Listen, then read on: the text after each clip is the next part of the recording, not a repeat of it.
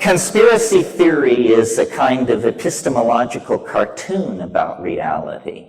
I mean, isn't it so simple to believe that things are run by the Greys and that all we have to do is trade sufficient fetal tissue to them and we can solve our technological problems? Or isn't it comforting to believe that the Jews are behind everything, or the Communist Party, or the Catholic Church, or the Masons? Well, these are epistemological cartoons. It's, kindergarten stuff in the art of amateur historiography. I believe that the truth of the matter is far more terrifying. That the real truth that dare not speak itself is that no one is in control. Absolutely no one. You don't understand Monica, you don't understand Netanyahu. It's because nobody is in control. This stuff is ruled by the equations of dynamics and chaos. Now, there may be entities seeking control, the World Bank, the Communist Party, the rich, somebody others, but to seek control is to take enormous aggravation upon yourself.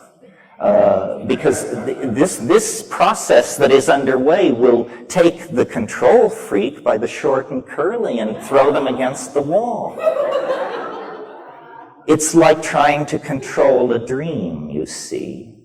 The global destiny of the species is somehow unfolding with the logic of a dream. Well, so when I start out on these tours, I usually have an agenda and prepared remarks, and then as I make my way through my venues and I hear the feedback and I feel the ambiance of the people and the throb of the zeitgeist, it all sort of just simply dissolves into an ongoing commentary on our moment in space and time, and the various dimensions, adumbrations, and opportunities of our dilemma. But I want tonight to couch it for you in the context of, an extended metaphor. We could talk about these things many ways, but I find this particular extended metaphor illuminating. I start by recalling an observation from someone whose name rarely falls from my lips, and that would be Gurdjieff. And Gurdjieff said at one point, or was known to comment, that people are asleep, he said. And he, by implication, suggested people awaken. I'm not sure if he fully grasped the implication for his own product line had that occurred. But in any case, you're on it, you're with me, yes. It's very hard to give these lectures in such a way so that every person hears something different, which is what is supposed to be going on,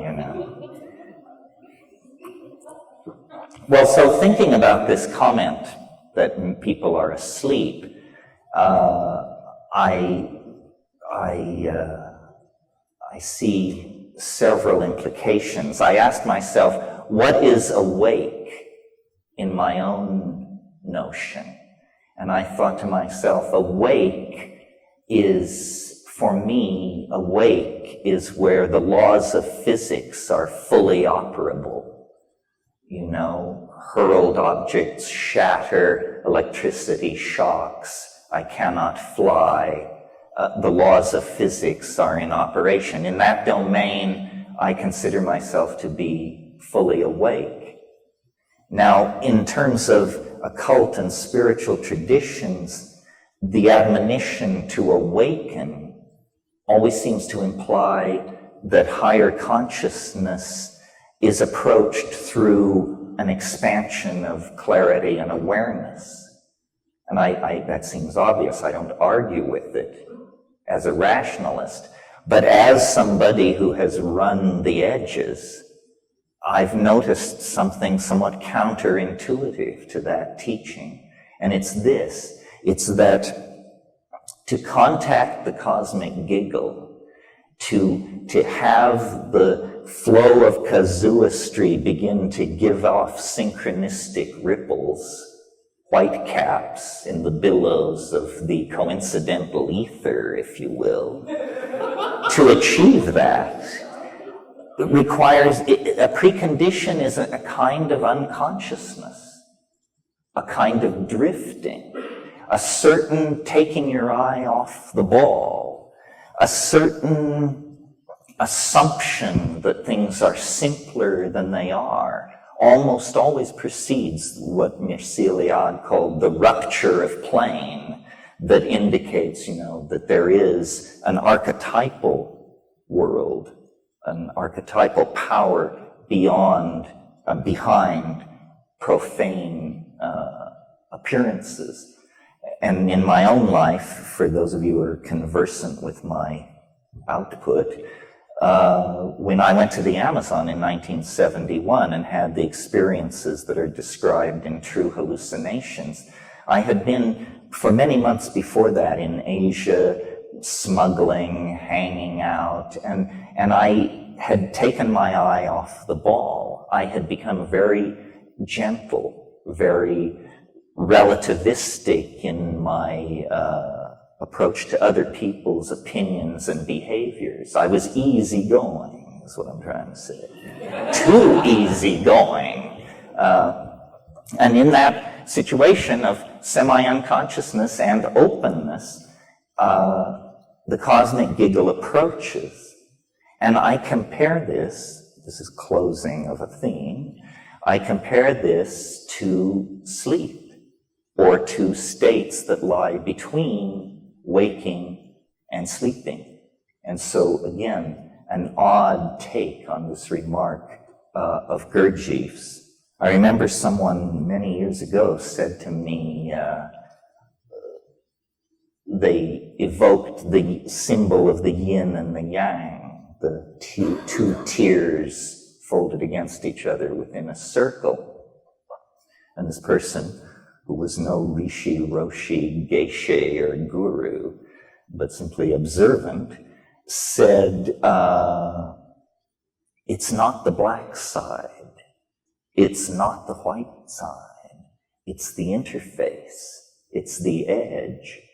And I found, by observing sleep, and some of you may recall the motto in Athanasius Kircher's Amphiatrium Sapientium that's chiseled over the alchemist's doorway. I can't do it in Latin, but it says, while sleeping, watch. While sleeping, watch. And I've noticed that while going to sleep, there is a barrier, a place in the process of going to sleep that is like a mercurial edge. It's a river. It's a zone of hypnagogia. You often pass through it post-orgasm. It's a place of drifting amoeboid colored after-image lights, and then true hallucination, images, strange, transcendental or transpersonal images.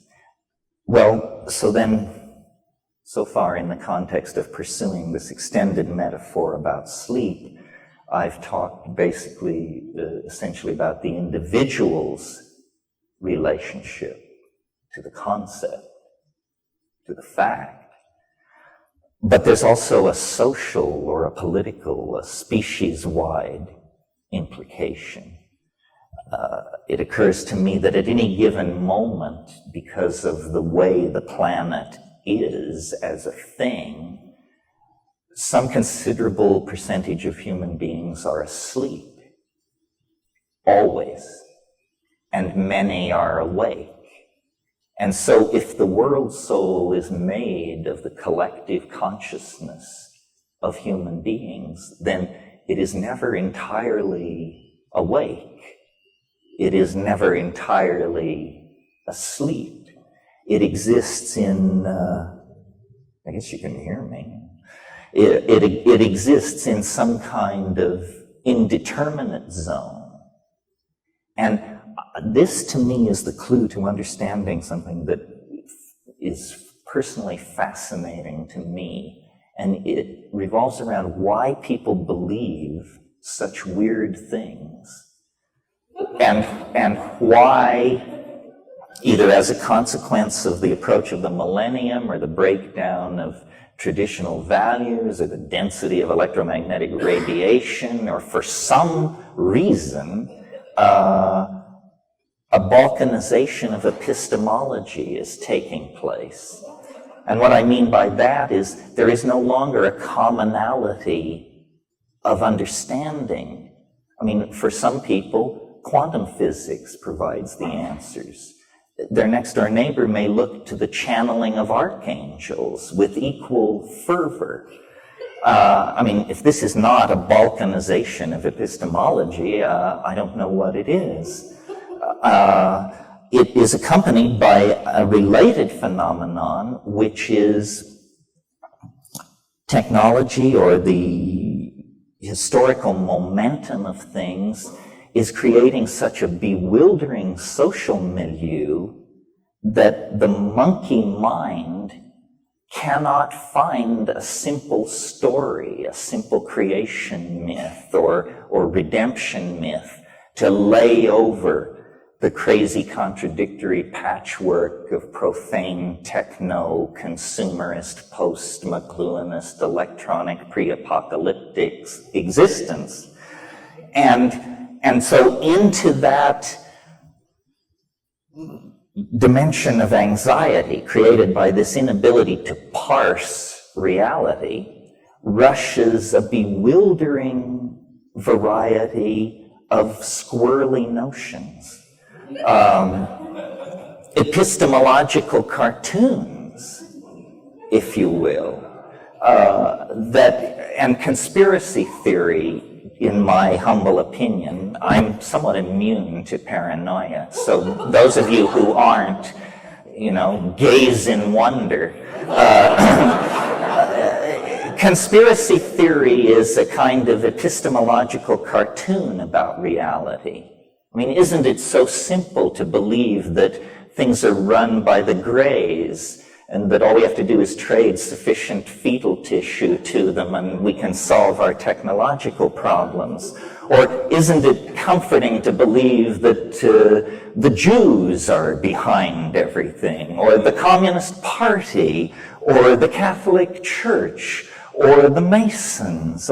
Well, these are epistemological cartoons. It's, kindergarten stuff in the art of amateur historiography. I believe that the truth of the matter is far more terrifying. That the real truth that dare not speak itself is that no one is in control. Absolutely no one. You don't understand Monica. You don't understand Netanyahu. It's because nobody is in control. This stuff is ruled by the equations of dynamics and chaos. Now, there may be entities seeking control, the World Bank, the Communist Party, the rich, somebody others, but to seek control is to take enormous aggravation upon yourself. Because this process that is underway will take the control freak by the short and curly and throw them against the wall. It's like trying to control a dream, you see.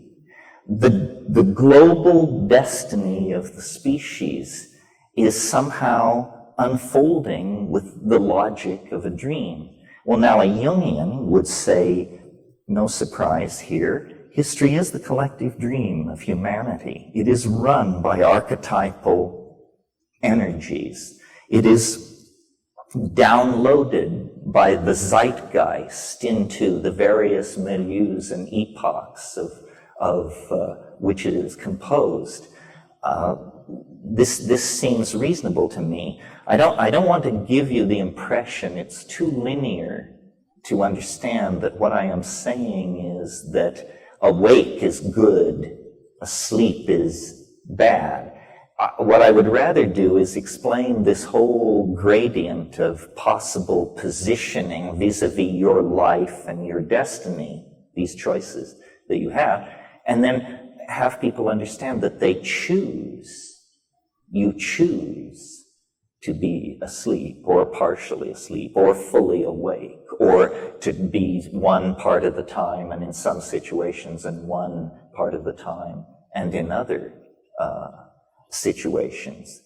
Now, if in fact we exist inside some kind of morphogenetic field that is created by the sum total of human minds on the planet, and if in fact in half or more of those minds at any given moment the rules of the dream hold sway, then it is no surprise that when we make our way into society, or just when we live our lives, there's an eeriness to it. There's a fatedness to it. There's a plottedness to it. We are inside some kind of engine of narrative, I believe. Some science fiction writers, such as Greg Egan and others, have suggested that this could even be a form of recorded medium. You can see the thumbprints of editors on our reality if you are truly paying attention. I mean, if you're a devotee of the theory of stochastic and random unfolding of events, then you have to look very carefully at how unrandom and how mythical and archetypal most people's lives are.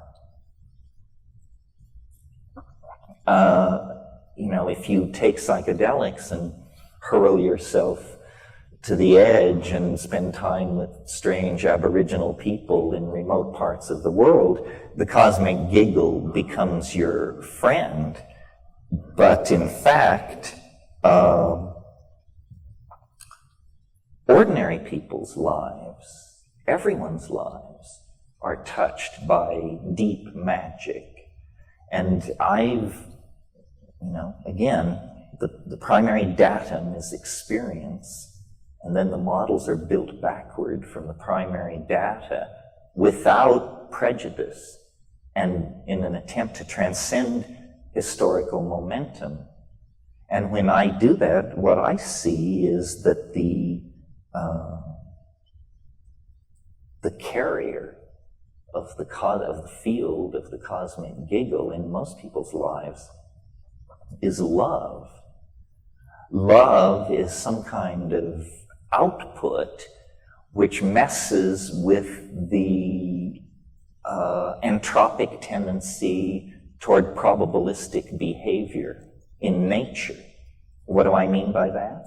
I mean, you can be the janitor at Microsoft and the vice president and chief of operations, his daughter can bring him lunch one day, and you can, from a distance, have your eye fall upon her and fall in love with her.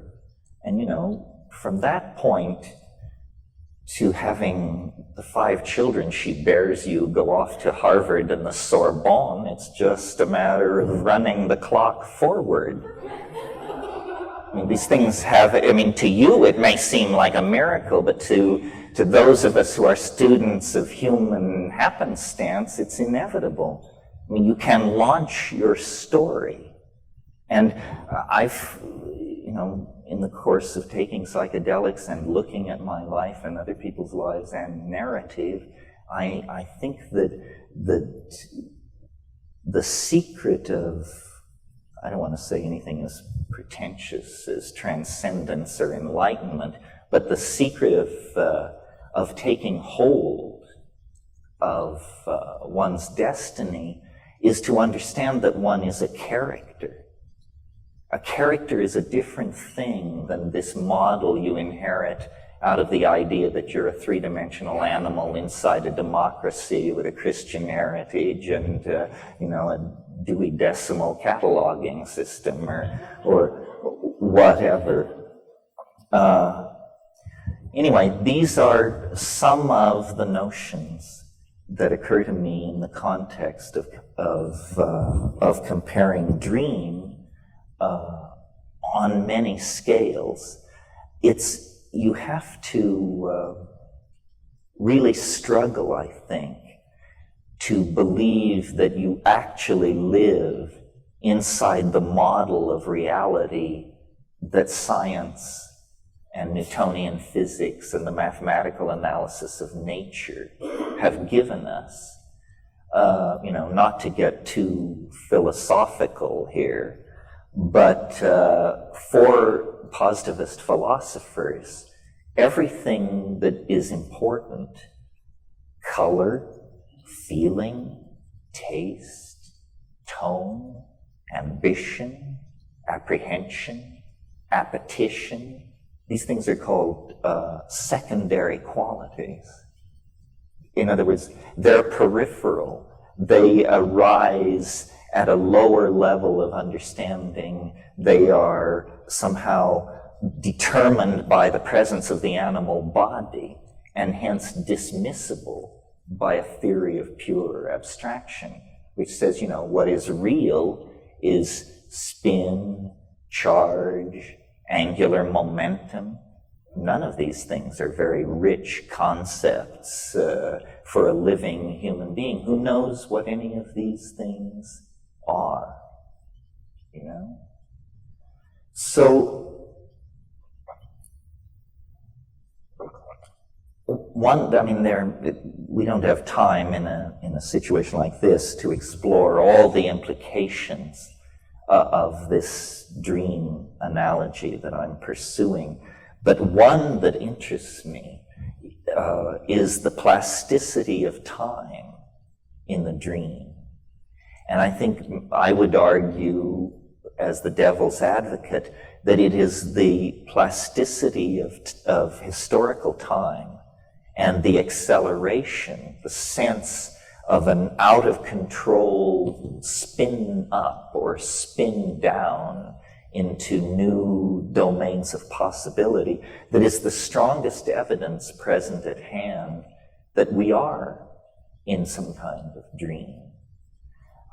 I've struggled my whole life with, I've always believed, or I've always felt the power of the statement, the world is made of language. But of course, you think about this proposition for 30 seconds, and the question that arises then is, if the world is made of language, then why isn't it the way I want it to be? Why does it have this prepotent momentum for its own, it has its own raison d'etre, even if it is language?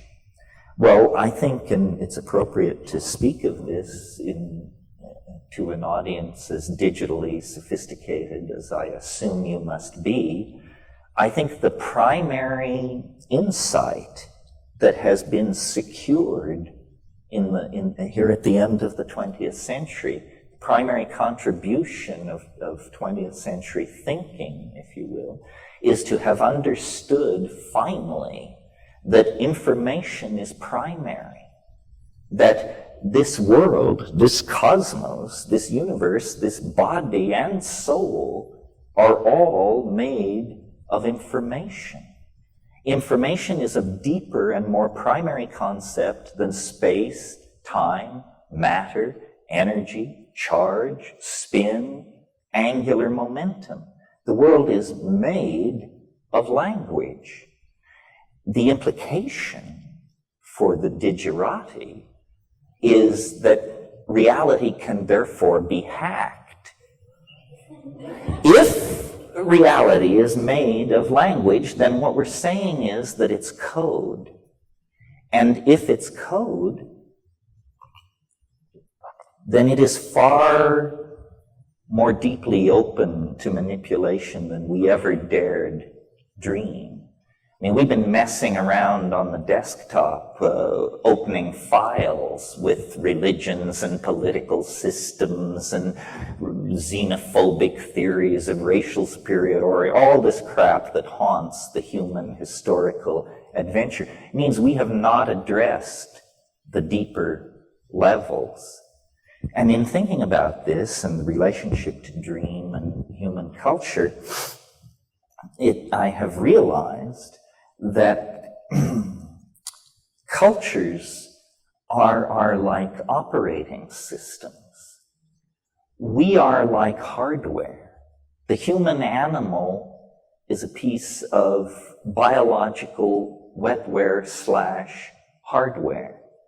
And it has been, we know, pretty much as we confront it today for at least 140,000 years. At Klassus River cave mouth in South Africa, they have excavated Homo sapiens sapiens skeletons 100,000 years old, and that person could have sat in the front row here tonight and nobody would have batted an eyebrow. So the human hardware has been in place for a while. What has changed rapidly in comparison to the rates of biological evolution are the operating systems.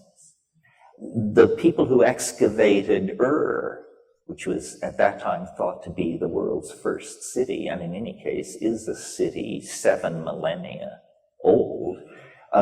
When they excavated the central plaza at they discovered that a black basaltic slab had been set up there by the earliest kings of and that was the cultural operating system.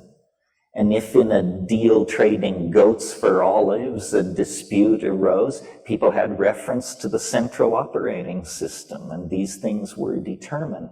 Well, now, 101 was fine for olives and goat trading, but it didn't support higher mathematics. It didn't support rational exploration of nature. It didn't support astrological knowledge about the movement of the stars. As we have gone forward through culture, we have swapped out these operating systems. And at each swap out, there has been a lot of hair pulling and cussing and screaming. Anyone who has installed a new operating system is completely familiar with that sickening from the bowels kind of coldness, as you realize it all hangs by a thread. Now, this situation, or this operating system metaphor, I think is a useful one for understanding, and again, a circle closes, the balkanization of epistemology that causes me such anxiety. If you meet an Aboriginal person from the Amazon, for example, they may be running Witoto 3.0 as their operating system. Nicely supports animistic magic, huge capacity when it comes to making fish traps and bird traps. Witoto is a powerful operating system for a rainforest Aboriginal. In our culture, there are, I have no idea, at least 10 or 20 operating systems, all going at the same time. Some will run Mormonism. Some will support Catholicism. Others, Kabbalah goes at the speed of light. Others support quantum physics. Some support econometrics. Others support political correctness. And these things are mutually exclusive. And so looking at this, and looking at this clash of operating systems, I've come to the conclusion, and some of you may have heard me say this before, that culture is not your friend. That's the final conclusion. You see, Well, this came to me a few months ago when I had my yearly physical. And as I was buttoning up, my doctor said to me, he said, you know, in the 19th century, most people your age were dead. And I realized that this was true, and that among all the revolutions that we are enduring, one of them is that we live nearly twice as long as people lived very recently in the past. Well, culture is a kind of neoteny. And I don't want to belabor that at great length, but for those of you who are not biologists, neoteny is the retention of juvenile characteristics into adulthood. It's used to describe animal behavior. For instance, I'll give the most spectacular example of neoteny. There is a kind of animal which lives in ponds in Africa, and it reproduces like a fish.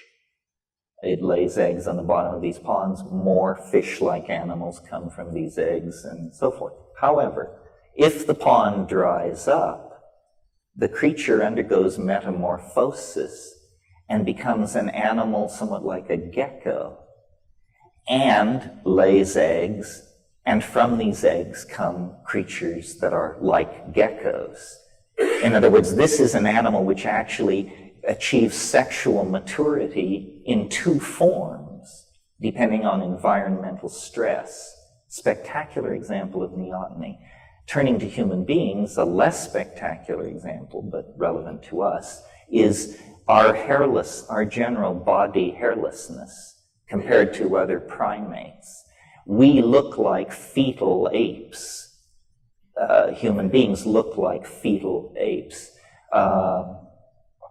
Why? What is neoteny? Well, this is hotly debated among evolutionary biologists. But the point I want to make is a socio-political comment, which is culture itself is some kind of neotenizing force. Because what culture provides is a bunch of rules, so you don't have to think, and a bunch of myths, so you don't have to think again. Culture has all the answers, you know. You want to know where people came from? Well, when the sky god got out of his canoe at first waterfall and took a leak, then we, the true people, appeared like ants, and we've been living here ever since. Oh, gee, thanks. I'm glad I asked. You know, this is what culture does for you. So,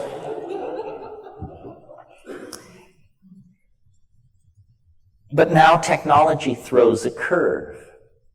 And the curve is that we live so long that we figure out what a scam this is.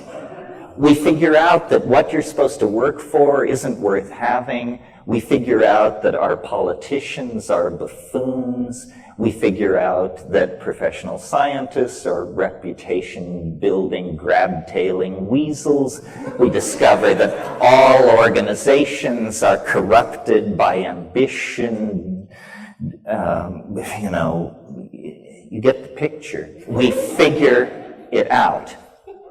Well, then, as intellectuals, and anybody who figures it out is an intellectual, believe me, because they're slinging the programming to push you the other way.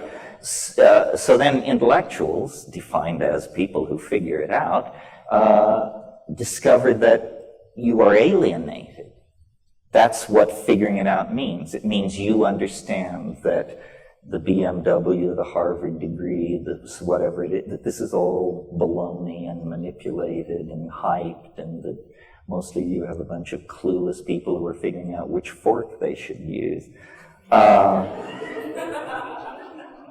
But this position is presented as alienation and therefore somehow tinged with the potential for pathology.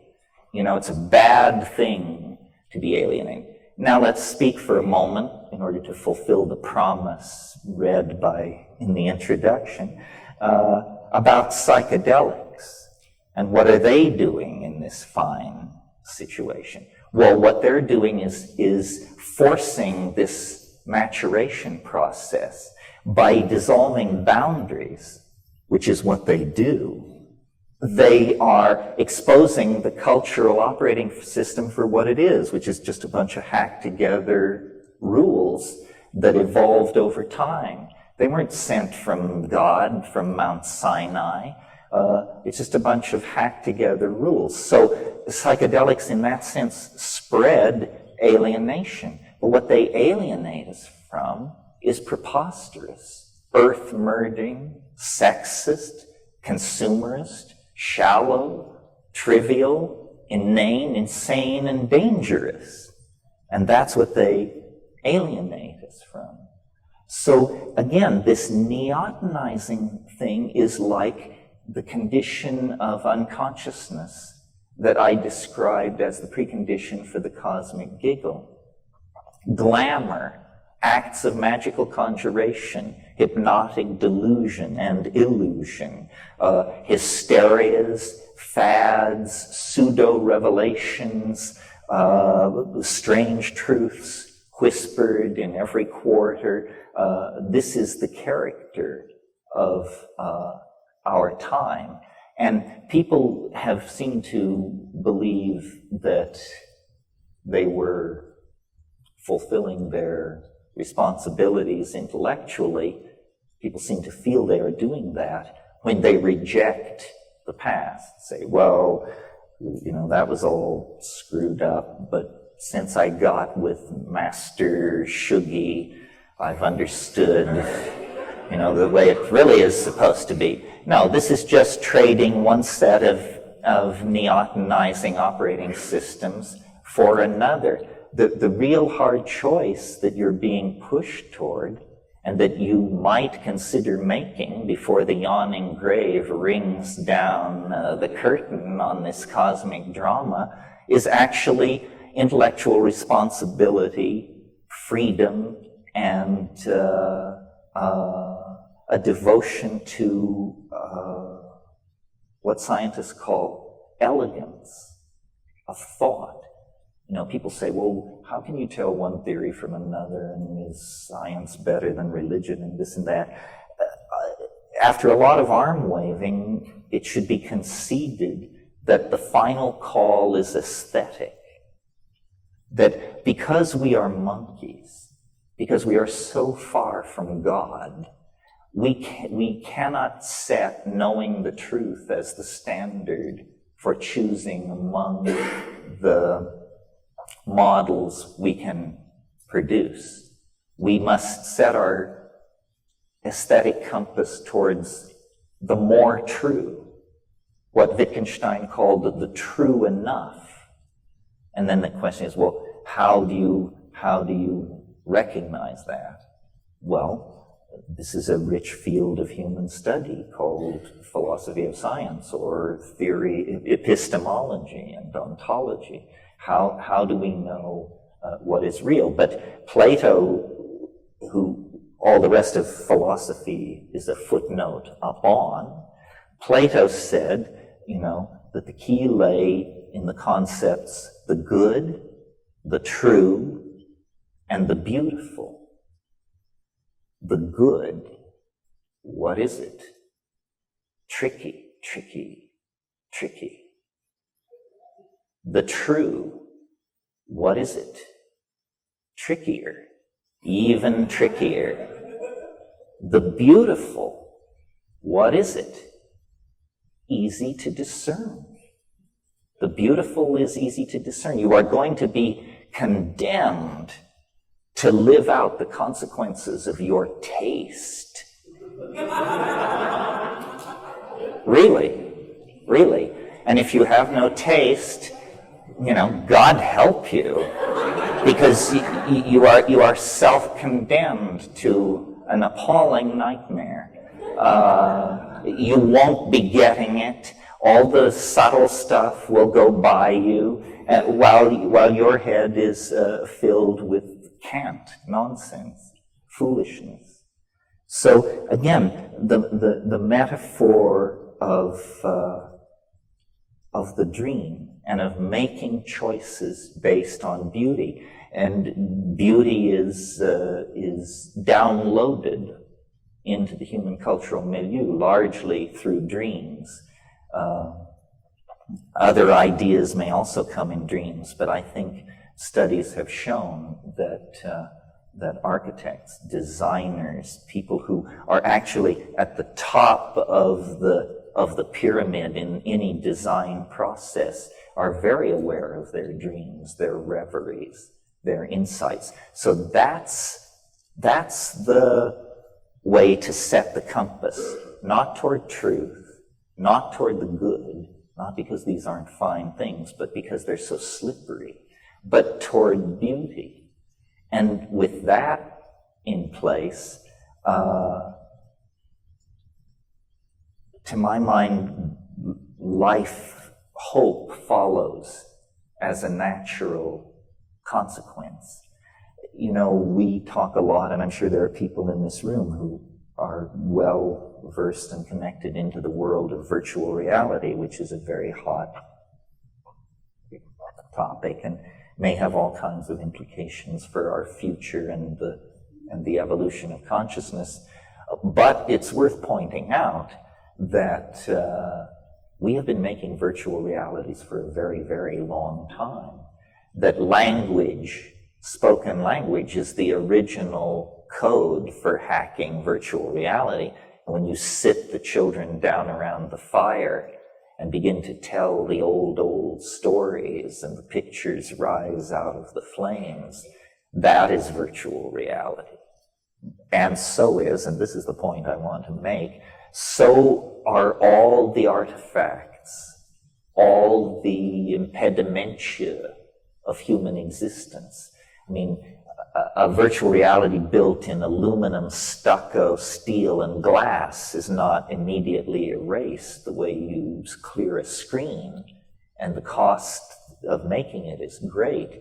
But was a virtual reality. The Agora at Athens, ancient Rome, Canterbury Cathedral, these are virtual realities. Men and women have toiled at agriculture, at warfare, at child rearing, at many, many activities in the long march towards self-definition. But more and more we have, and this is true even of societies that are aboriginal and without economy, when we free ourselves, we are not freed into a void. When we free ourselves, we are freed into the dimension in which art is an obligation.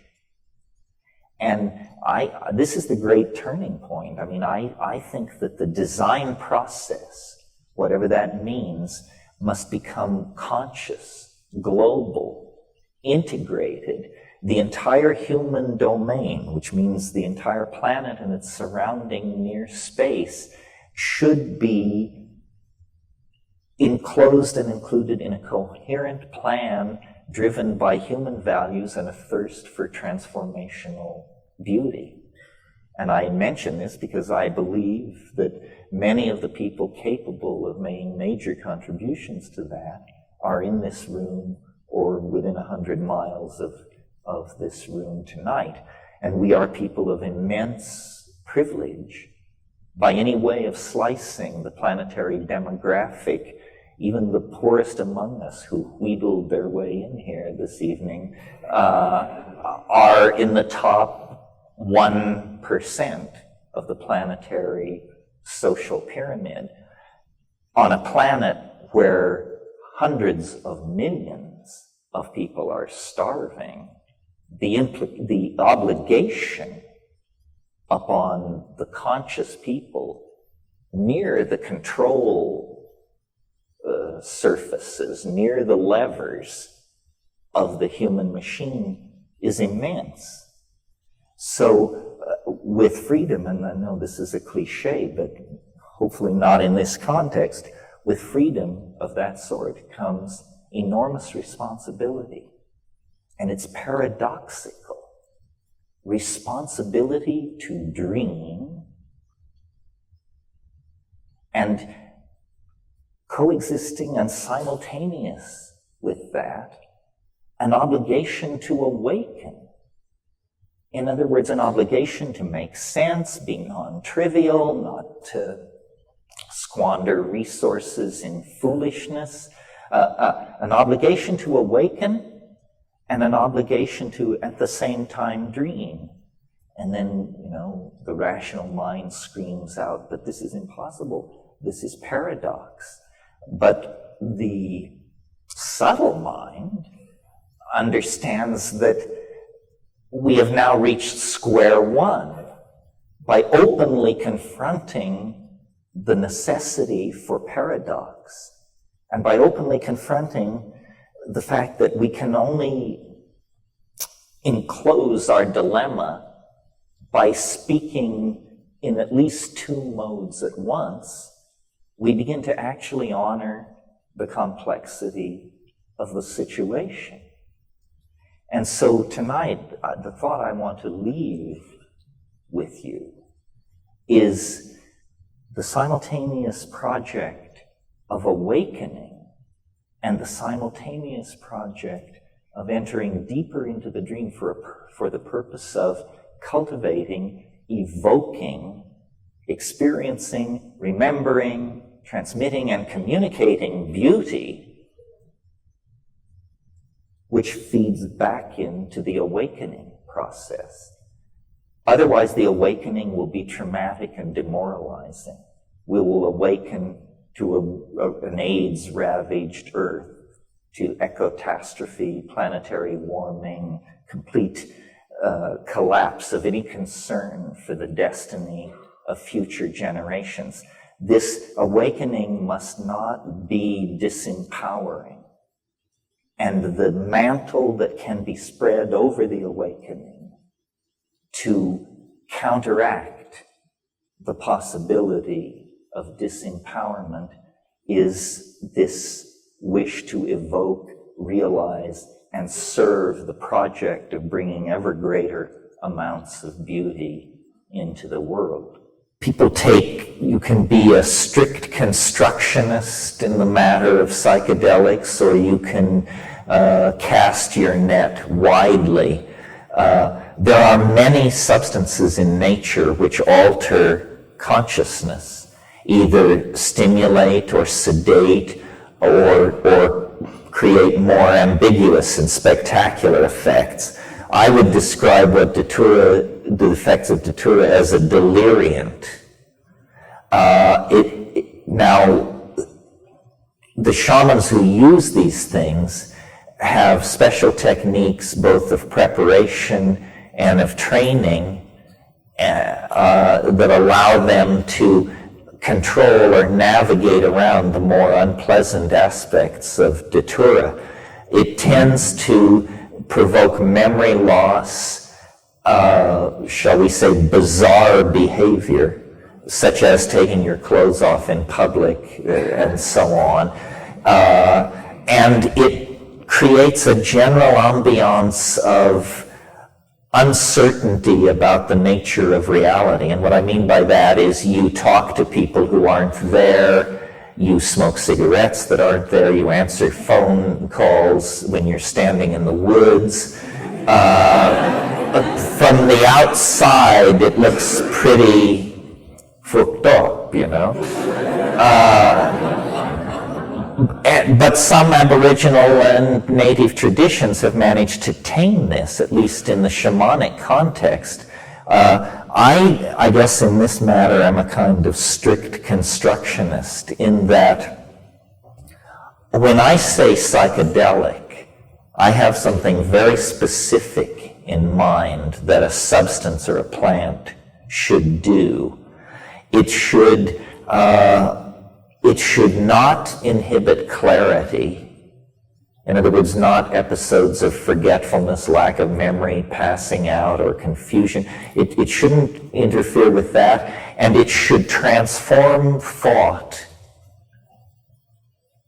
And it should be accompanied by visual hallucinations with eyes closed. That's what I love. That's what I live for. Now, people have said to me, you're some kind of a vision chauvinist.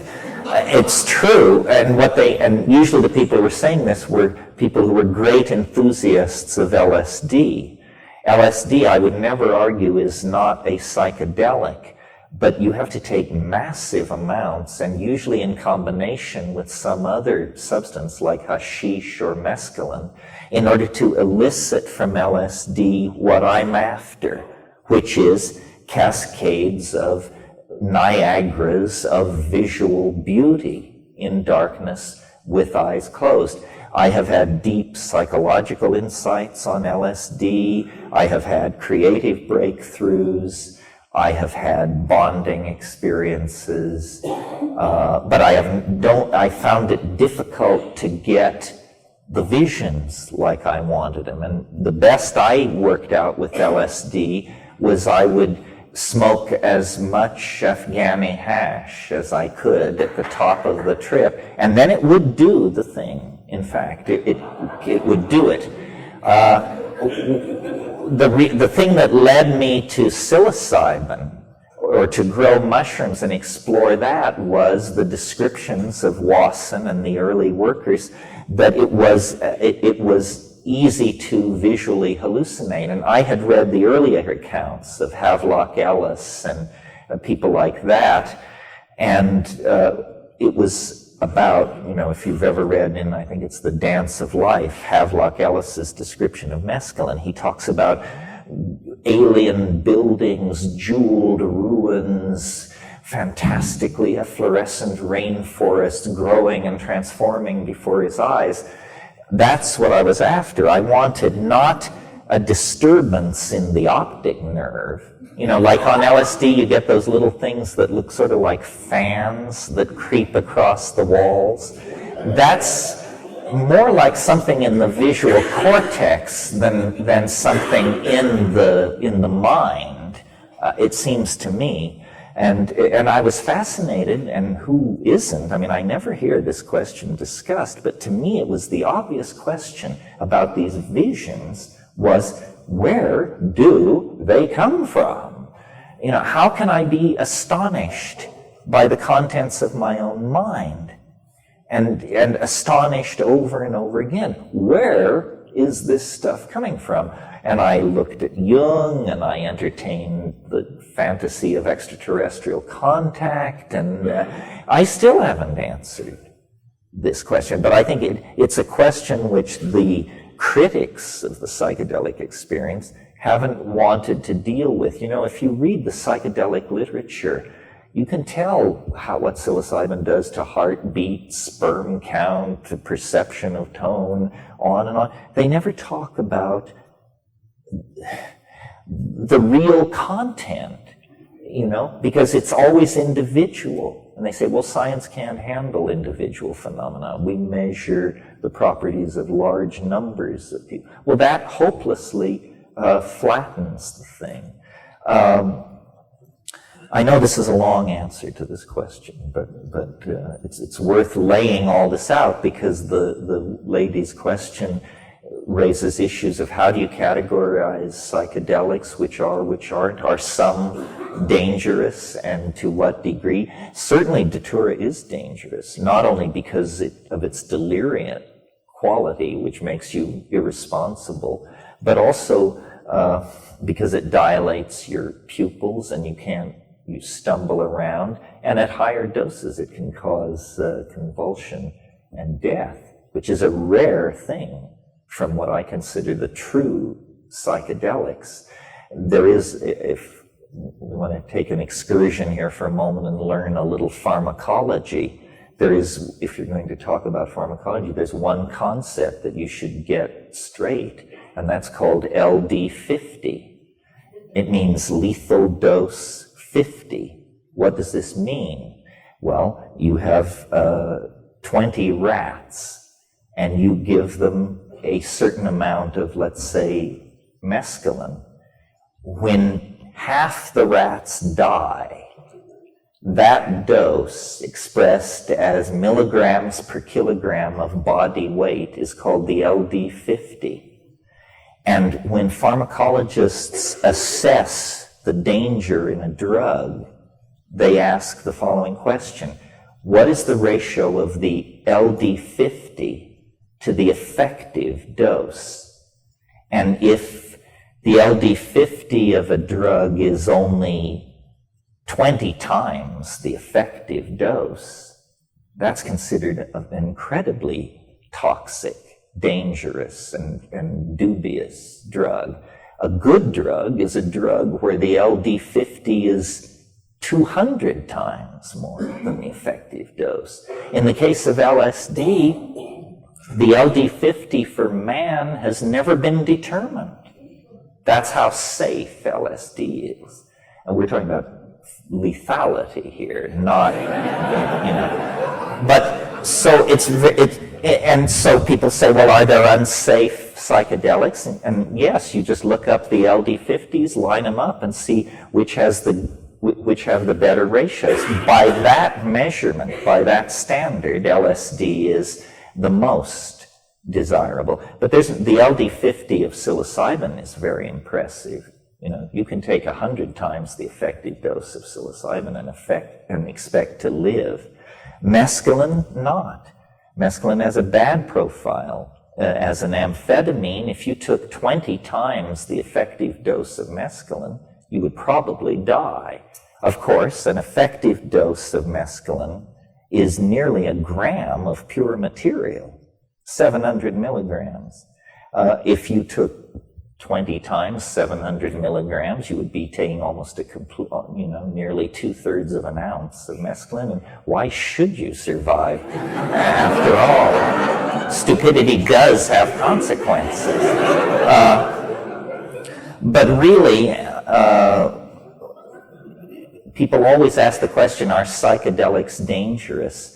And they mean physically dangerous. What should be said, and it's recently been pointed out to me that I don't say it very often, is that the biggest danger with psychedelics is that while you are in that open state, some moron will mess with you and either lay a suggestion or plant an idea or manipulate you or scare you or turn you in a way that you wouldn't ordinarily go.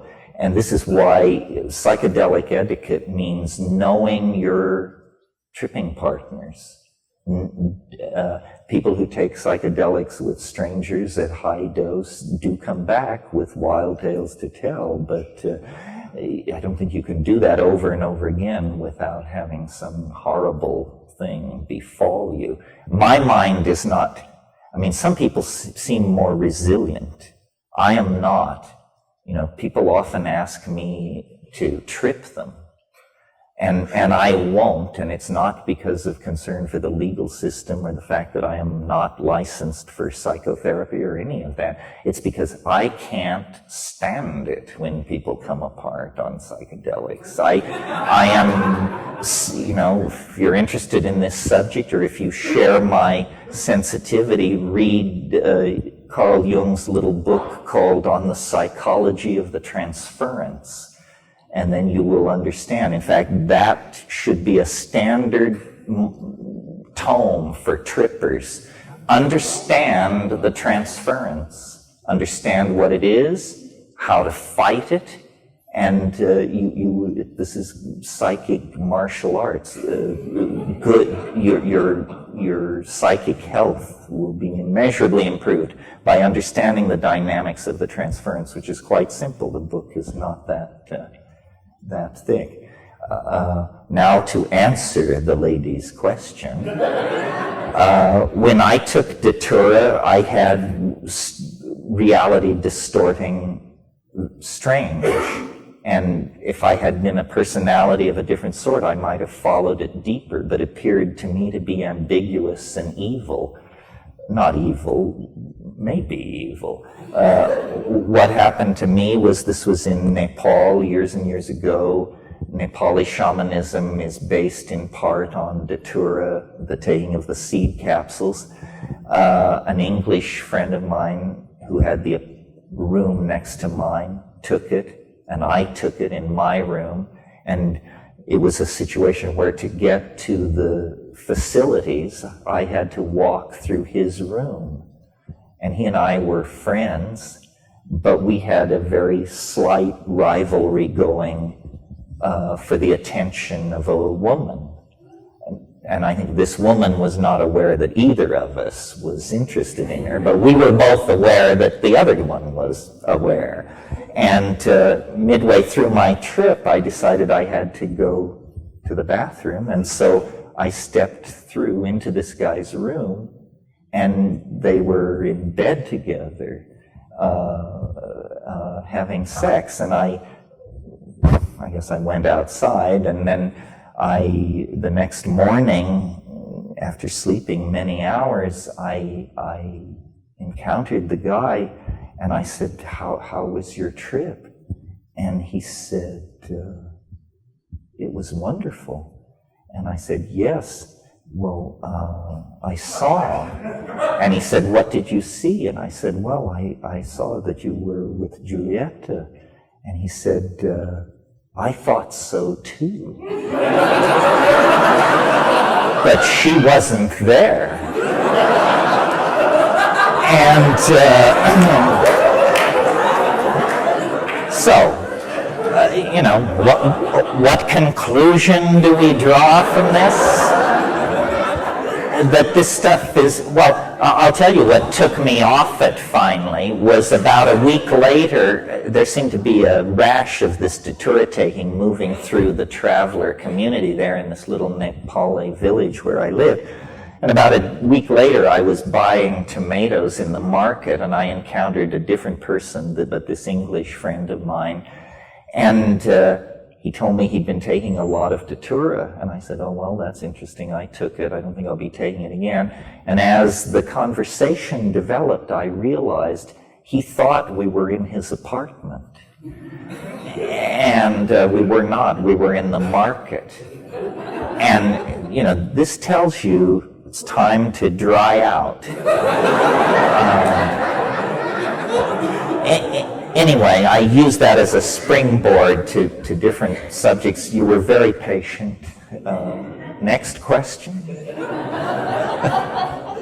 I hope I can remember what my question is. It's a test. I agree that there's something sort of mysterious about where these psychedelic effects come from, and I refer again to the sort of classic psychedelic psilocybin LSD.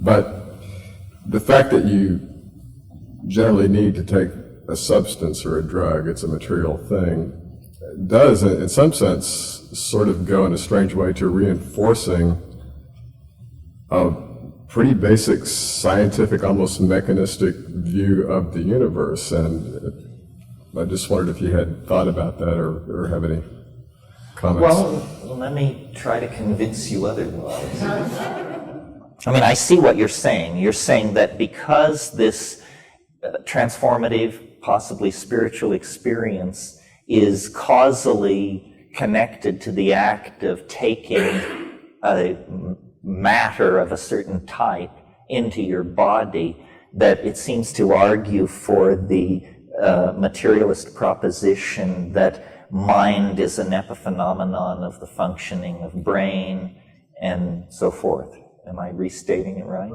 This relates to what I was saying about the balkanization of epistemology. It's really strange to me that science is in the act of flinging open the curtains on a staggering vision of what it is to be alive in this cosmos. I mean, we now can look back through the Hubble and other telescopes 13 billion years to within 600 million years of the primary explosion that presumptively created this universe. Meanwhile, we're tearing open the nature of the human genome, the nature of the heart of the atom. This is the great age for the expansion of the scientific vision. But the population is somehow incapable of staying up with what's going on. And so we have the greatest proliferation of occultism in all forms since the 16th century. It's almost as though there's a bifurcation of the culture. The scientific, the makers of new science are going deeper and deeper in the direction that the rest of the public not only cannot follow them into, but is actually headed the other way. And it's a condemnation of our educational system, that people have not understood that science, for all its flaws, is the only tool for understanding the nature of reality that has any kind of track record whatsoever. The others just have a story to tell. The Buddha story, the Jesus story, fine stories, but that's all they have is a rap. The amazing, you see, why is science different? Somebody could just say, well, but isn't it just a rap? Well, it is, but it plays by slightly different rules than these other explanatory systems. Science is the only explanatory system where you get points for proving you're wrong. You form a hypothesis, you publish a paper, then you do further experiments. You discover your conclusions in paper A were completely wrong. You retract paper A and issue paper B, and your fellow scientists say, this guy does very good work. These are careful thinkers. You can bank on these people. They're not flaky. What religion operates like that? Can you imagine coming out of the ashram and having the guru say to his students, well, we managed to reduce that hypothesis to rubble in the morning meditation, didn't we? So,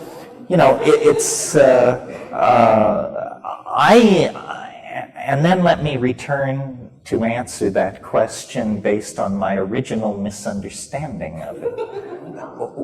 And I would say this, it is no reduction of the psychedelic experience to say that it is caused by drugs because they are material atomic systems and therefore we know all about them.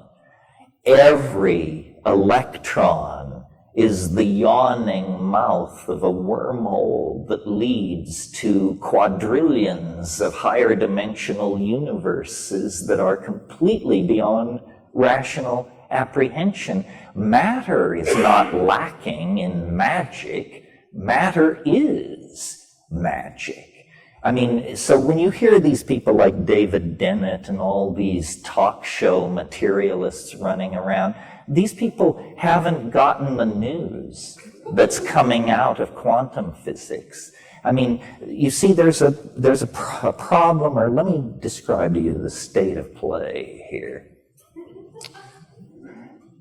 The way science works is science respects fidelity of theory to experimental results. What really thrills a scientist is when you have a theory that makes a prediction down to 5 or 6 decimal points, and then you perform an experiment, and it's spot on down to 5 or 6 decimal points, and then everybody involved in what's going on has extremely high confidence that they're on the right track. Well, now only one science is ever that good: physics, macrophysics.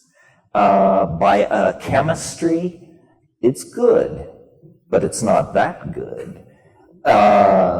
Ecology, biology, demography, these are pretty loose. They play with numbers, but it's a fig leaf. And by the time you get to sociology or something like that, I mean, these clowns have just snuck under the tent and should actually be shown the door and put back outside with the card readers.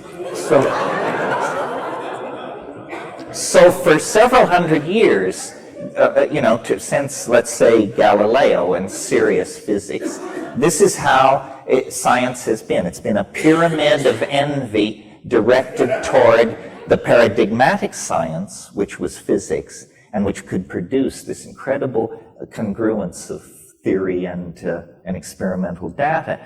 Well, so then physics, of course, charges forward deeper into matter, asking deeper questions. Well, once you pass below the level of the electron, it's like suddenly, it's like smoking DMT or something.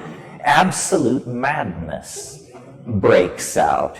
Where before you had these wonderful theories and they were feeding back this data, now suddenly you have backward flowing time.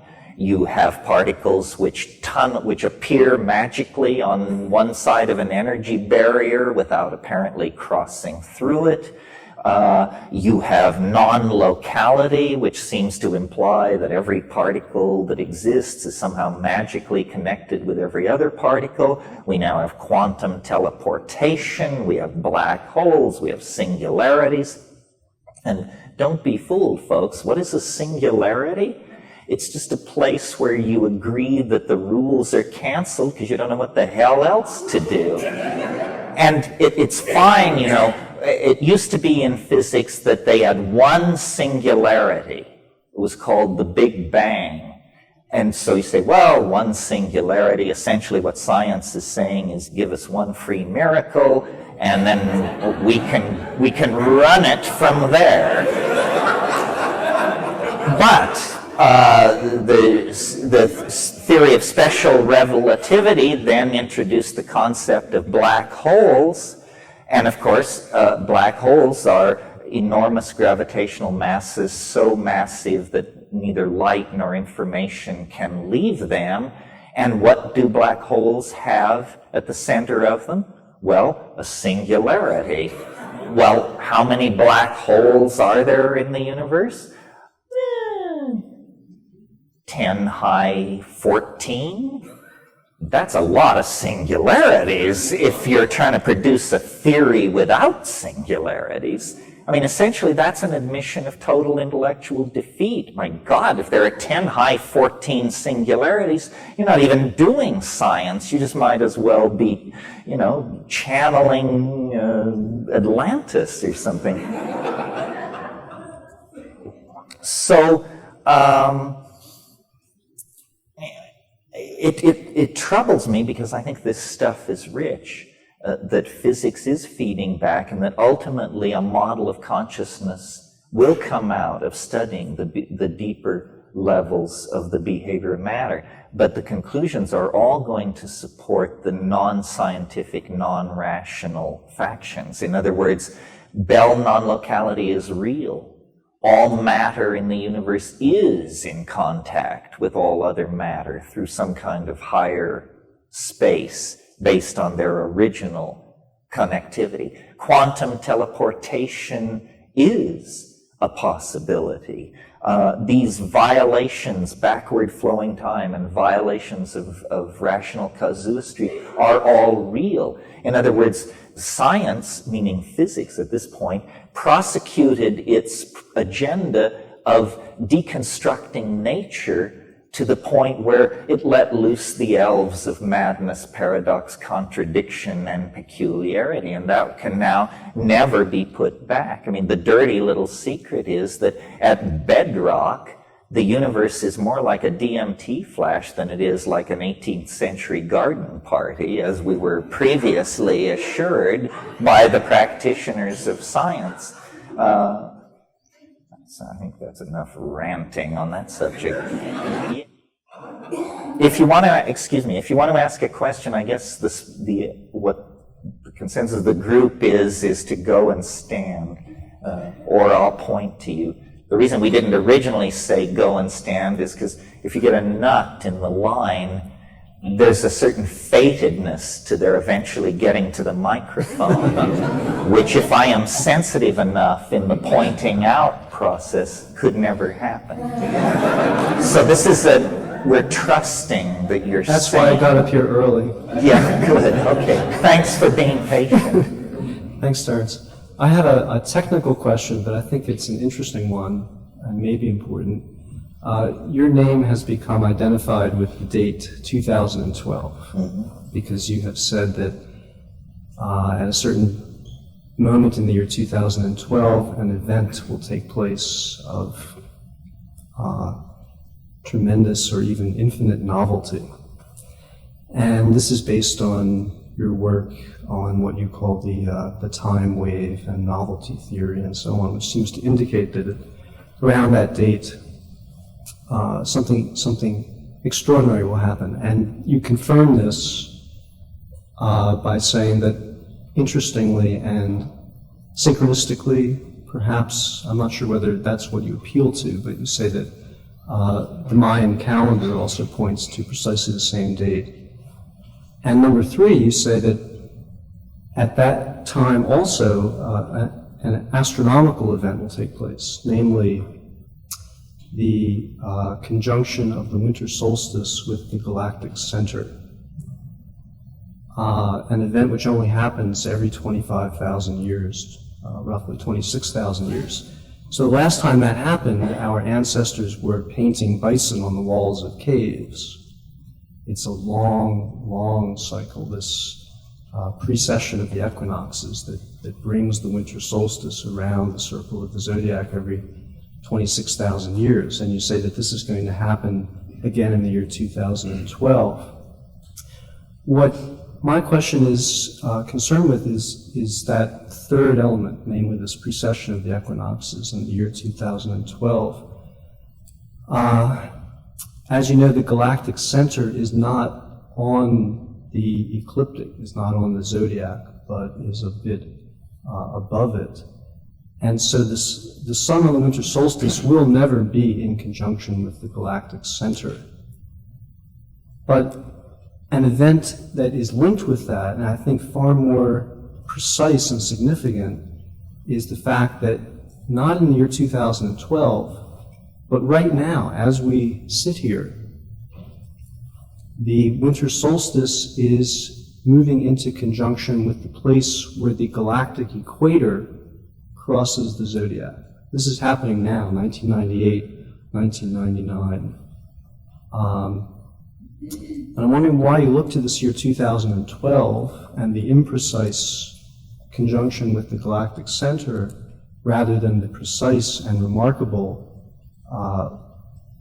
return of the winter solstice to the galactic equator, where it was, again, 25,000 years ago when the cave paintings, when the first bursts of self-consciousness were occurring in our species. And I raise this not because I think or know that there's any truth to the meaning of this, but I do find it exquisitely beautiful that this is happening right now. I'm wondering what you think about that. Well, thank you for framing and imparting an extremely intelligent question. I mean, you got it all, almost all right, and all the details right. And for those of you who have no idea what that was all about, I'm not sure I can help you, but for those of you who do know what that was all about, here's my response. First of all, your statement that the galactic center is now transiting the solstitial node rather than in 2012, that's the only part of the thing you laid out that I would that I would disagree with, and here's why. When we say the galactic center, It turns out when you turn the lights on that concept that it's extremely slippery. The galaxy is not a basketball. It has a center of mass, which we can't determine from where we are because we're out on one limb edge of it. It has a center of luminosity. It has a volumetric center. I mean, how do you in fact even define what the galaxy is? Because at its outer edges, it feathers out into extragalactic space. Now, what we're arguing over here is a difference of 12 years. If we accept the premise that we're trying to locate a point in time where this conjunction of the galactic center and the heliacal rising of the solstitial sun occurs. Now, if you run out and buy a program to run on your PC like Voyager, and you look at these solstitial sunrises over the next 14 or 15 years, it actually depends on the program you buy, what the contention is that is supported. This is a deep subject, very interesting, raises issues of bioastronomy, archaeoastronomy, galactic dynamics, complicated issues. A book has come out in the last 6 months called Maya Cosmogenesis 2012 by John Major Jenkins. He's a fine scholar. I wrote an introduction to the book, but he, over hundreds of pages, can educate you and bring you up to speed about these issues. If the Maya had never existed, we would still be looking at the end of a millennium based on the Gregorian calendar. Now, we tend to say, well, you know, that the Gregorian calendar is out of sync with the Maya, that if there is a collective unconscious, then the European mind somehow made a sloppy download of it, because the Gregorian calendar is off-keyed the Mayan by 12 years. But on a scale of 1,000 years, that's a difference of 0.12% or something. In other words, and on a scale of 1 billion years, what is being off by 12 years? On a scale of 1 million years, what is being off by 12 years? So it seems crazy to me to have, you know, violent factions for 2012, and then the point is that something, the galactic mind, the intelligence of the species, the integrated Gaian and galactic entelechy, something is trying to deliver a message. And it is writ large, this message, in our largest systems of defining and understanding time. We are at the end of a cosmic cycle. You can say 1,000 years if you're a good Gregorianist, or you can say a 5,300x year cycle if you're a Mayanist, or you can say a 26,000 year cycle if you're a processionist.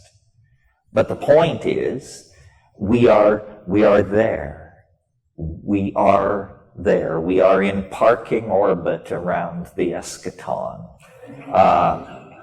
And, you know, it permeates our lives. All you have to do is sit down, smoke a bomber, and look, and it's there, you know. It is pregnant. We are pregnant with this eschatological breakthrough. And, you know, people want it to arrive in the form of ships the size of Manitoba hovering over the Oval Office, perhaps offering oral sex, I'm not sure. But you see, we are such ephemeral creatures in time. We're like mayflies or something, mayflies who only live for 7 days. In other words, our temporal window of perception is so extreme. I mean, people say, well, nothing much ever seems to happen. Whoa, 100 years ago, there were no movies, automobiles, airplanes, telephones, internet, atom bombs, antibiotics, DNA, it's endless. So in the space of, and yet people say, well, nothing much ever seems to happen. An incredible ability to not register radical change seems to be a precondition of existing in the presence of radical change. Now, for those of you who care about my theories in this area of mathematics and deconstruction of the I Ching and analogizing to the Mayan calendar, it is a mathematical game. It is an intellectual game. I discern patterns in nature that cause me to believe that science, which I recently praised, has overlooked in very important aspects of reality that you don't need an atom smasher or a DNA sequencer or a probe to Ganymede to register. And what do I mean by that? Science has overlooked two aspects of nature that as you sit here, I believe you can hear my case and that you will find in my favor. Here's what it is. The first thing which science has not taken on board is the fact that as you get nearer and nearer the moment in time that we call the present, things become more and more complicated. Now that may seem like a trivial statement, but there's no reason for the universe to work like that. Why does the universe go from simple to complicated? Why do you get, at first, moments after the Big Bang, an ocean of free electrons at such a state of temperature and energy that no molecular bonds can form? Atomic systems can't even form because the bond strength is overwhelmed by the thermal energy in the system. Then it cools down and atoms condense, a more complicated thing than electrons by orders of magnitude. Further cooling, further nuclear cooking of the most primitive elements, hydrogen and helium, in gravitationally aggregated masses called stars, cooks out the heavier elements. They emerge. They were never seen before until fusion began to occur in these hydrogen masses. And these fusion processes cook out iron, sulfur, carbon. Bingo! Carbon, molecules. Now, an order of magnitude in their complexity greater than atoms, as atoms are compared to electrons. And then, and I'm compressing 13 billion years of emergence here into 30 seconds. Then, out of the molecular soup, you get long-chain polymers. Out of the long-chain polymers, you get molecular transcription systems, i.e. prebiotic stuff. Out of that, you get non-nucleated DNA. Out of that, nucleated DNA. Out of that, membranes, organelles, organisms, higher organisms, differentiation of tissue, our dear selves, culture, language, technology, and the eschaton. Now, why this is so obvious, I mean, leaving out the eschaton, if you like, but all the rest of it is totally self-apparent. Why doesn't science take that on board as a major problem in the description of nature, the emergence of complexity? Well, you ask a scientist, they say, well, you see, these are separate domains of nature. How atoms become molecules has nothing to do with how animals become human beings. This is bullshit. This is just some kind of compartmentalized thinking where you don't want to come to grips with the overarching metaphors that are working on various levels. The advent of the understanding of the fractal ordering of nature now makes it clear that voting patterns in Orange County, distribution of anemones on the Great Barrier Reef, and the cratering of Europa all follow the same power laws. So that's the first thing which science has staring in the face and has never taken on board. Now, I said there were two things. The second thing is related to the first. A double shot of espresso. You're really getting your money's worth here. The second thing, which science has taken on board, has refused to take on board, is that this process of complexification that I just described to you, as you approach the place in time called the present, happens faster and faster. That was not necessarily implied by the first observation. The first observation was simply that there was a process which was moving from simple to complex. Now we have the concept of a process which is ever accelerating as it moves from the simple to the complex. So more and more happens as you approach the present. And since these processes have been running since the Big Bang, there is no argument to be entertained that they will reverse themselves suddenly. No, they're not going to reverse themselves after 13 billion years. Duh. So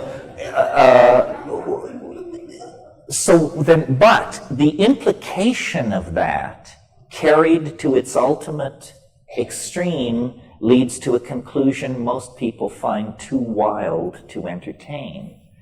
If the universe is evolving deeper and deeper into complexity, faster and faster, and if now in a human lifetime we can see a small portion of this curve, it no longer appears flat to us because of our nearness in relation, you understand what I'm saying? That we can actually discern the curve.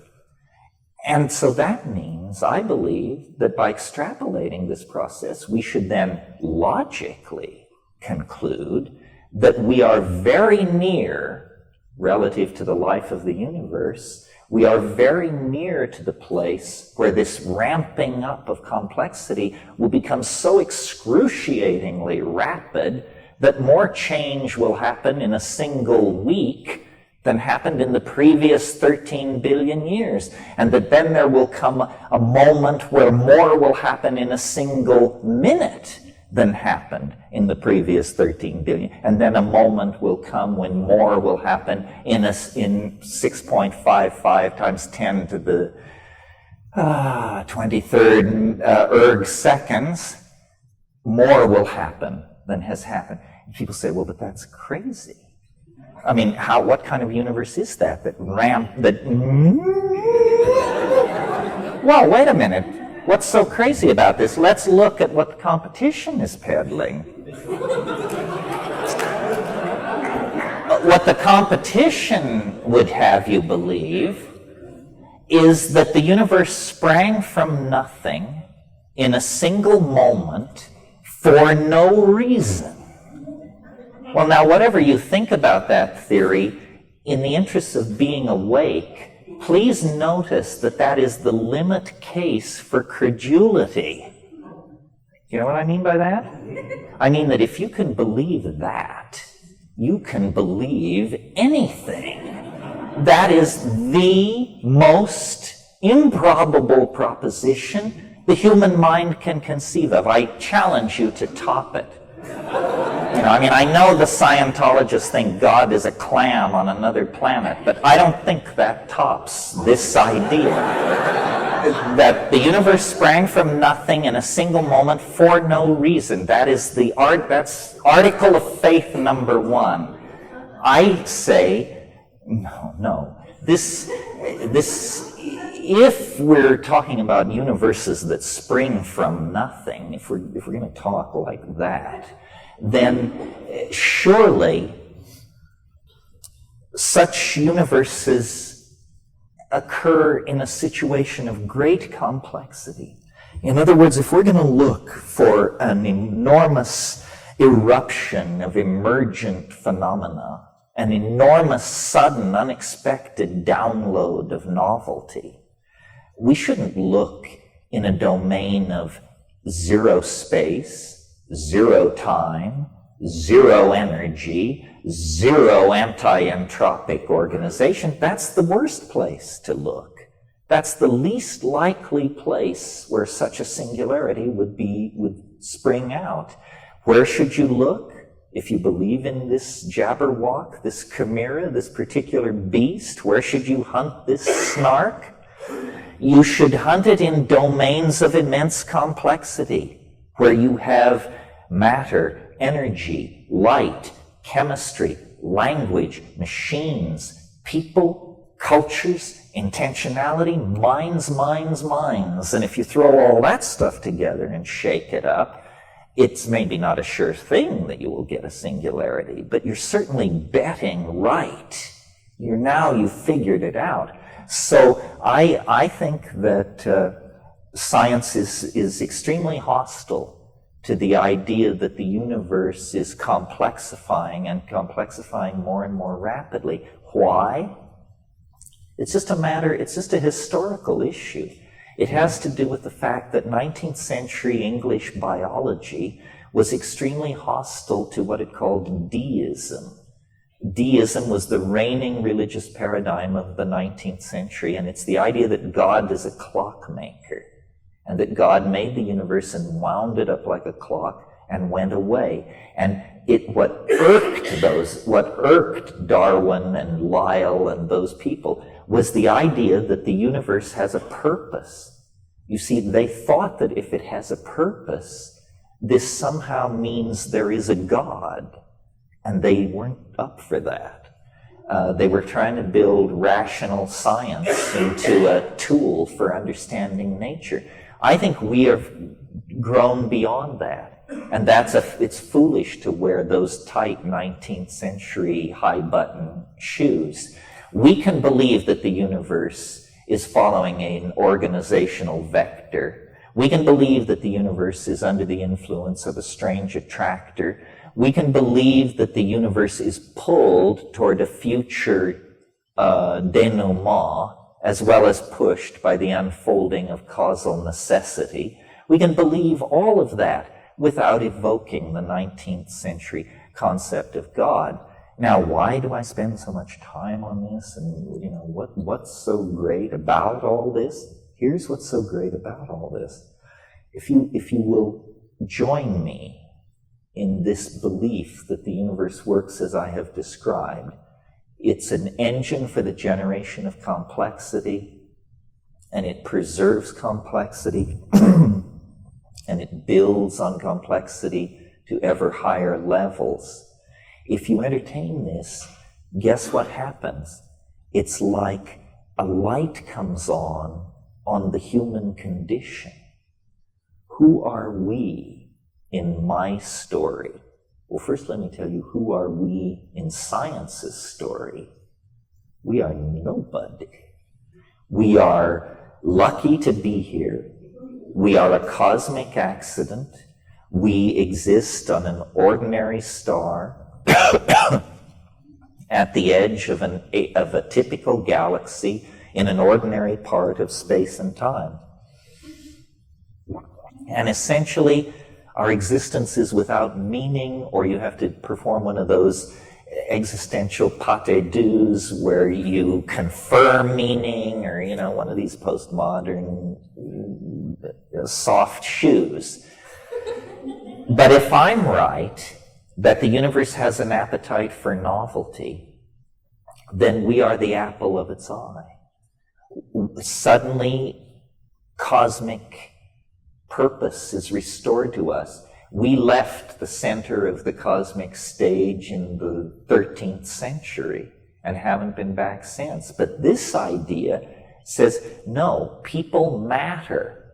You are the cutting edge of a 13 billion-year-old process of defining novelty. Your acts matter. Your thoughts matter. Your purpose, to add to the complexity.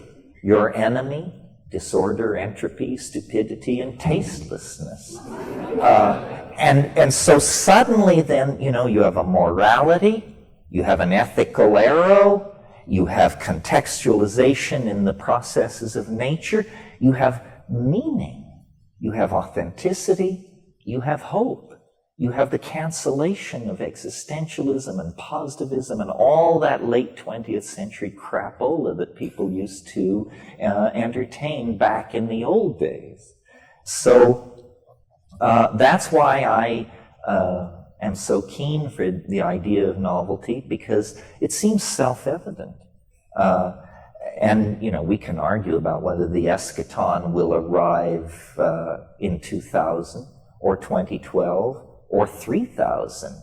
But I cannot believe that there is anybody in this room tonight who that the hardest thing to imagine is human history going on for hundreds and hundreds and hundreds and hundreds of more years. That's impossible. We see around us the processes that make of history a self-limited game. The clock's ticking, folks.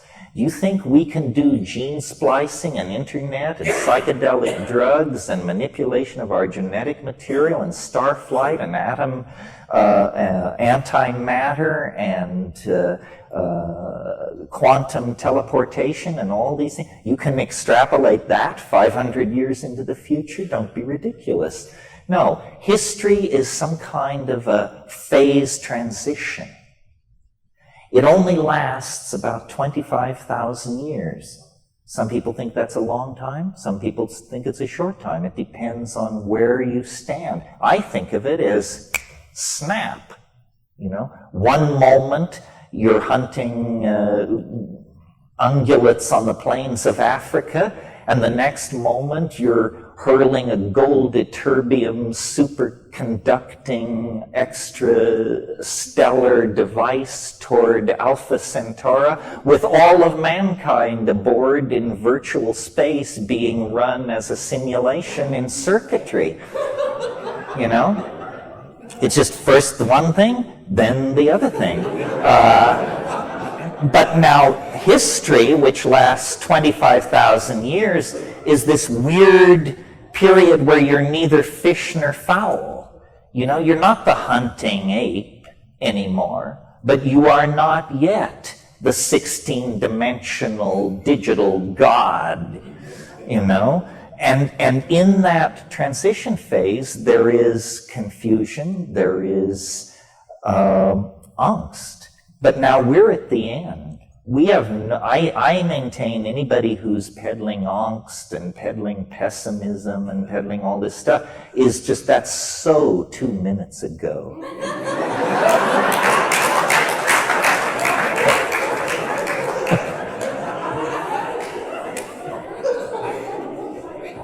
Question. I heard you on the radio being interviewed a while back talking about it's DMT, is that the... That is. And that got me really interested. And you said that it was basically unavailable.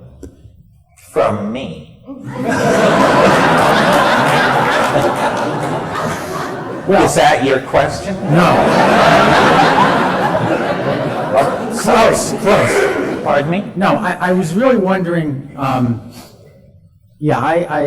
had interpreted that you had said it was pretty much unavailable, period, and I was wondering if in fact it was available, and if not, that just sort of renewed my interest in psychedelics, which now you think is the second best choice.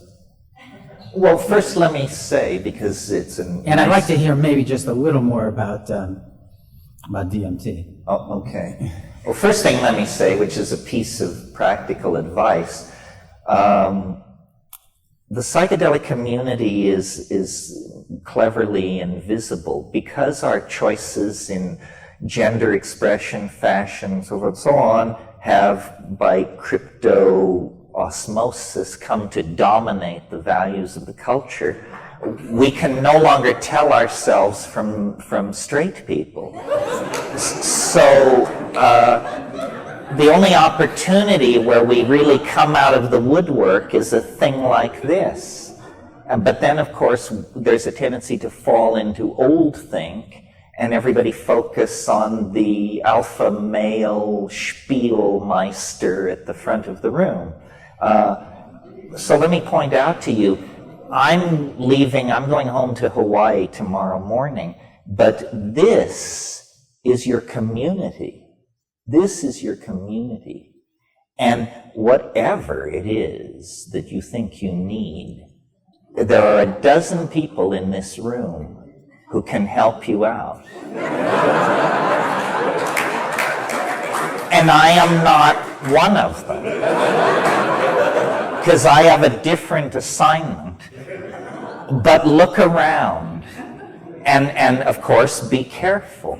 But after all, this is about consciousness, right? I mean, if you're not conscious enough to conduct that social transaction without flubbing it up, that's probably God's way of telling you shouldn't be proceeding toward high doses anyway. Yeah. Oh, you wanted me to say more about it. The black and red poncho. The man in the black and red poncho. Yeah, I mean,